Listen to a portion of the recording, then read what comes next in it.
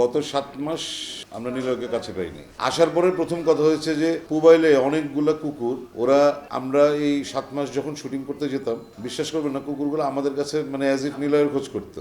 আজকের নাটকটা very much special আমার জন্য। মানে নিলয়ের সাথে আমার আজকে 7 মাস কয়েকদিন হবে, এতদিন পর দেখা এবং একই সাথে কাজ করা, তো এটা এমনিতেই খুব স্পেশাল আমার কাছে, আমাদের কাছে। আসলে আমি জানি না আমাদের টিমের অন্যান্যদের সাথে কথা হয়েছে কিনা, দেখবেন যে সবার মধ্যে একটা চাপা উচ্ছ্বাস কাজ করতেছে যে আমরা নীলা আলমগীরের সাথে অনেকদিন পর কাজ করছি। আসার পরে প্রথম কথা হয়েছে যে মোবাইলে অনেকগুলা কুকুর, ওরা আমরা এই 7 মাস যখন শুটিং করতে যেতাম, বিশ্বাস করবেন না, কুকুরগুলো আমাদের কাছে মানে অ্যাজ ইট নিলয়ের খোঁজ করতো।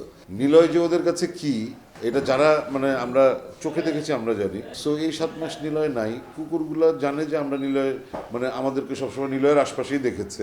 সো আমরা শুটিংয়ে যারাই যাই একদম ঘিরে ধরে, মানে অ্যাজ ইফ যে খবরটা যাচ্ছে।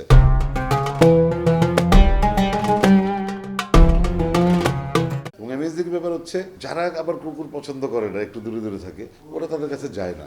নীলাকে এটাই বললাম যে তুই মোবাইল গিয়েছিলি, বলে না এখনো যাওয়া হয় না। তুই আধা ঘন্টার জন্য হলেও যাইস, কারণ তোর বাচ্চা পাগল হয়ে আসছে ওরা নিলয়ের জন্য। যেটা হয়েছে, আসলে কাজ অনেক বন্ধ হয়েছিল তা না, কাজ হয়েছে, যেরকম ভাবে কাজ করতো সেরকম ভাবে কাজ হয়েছে।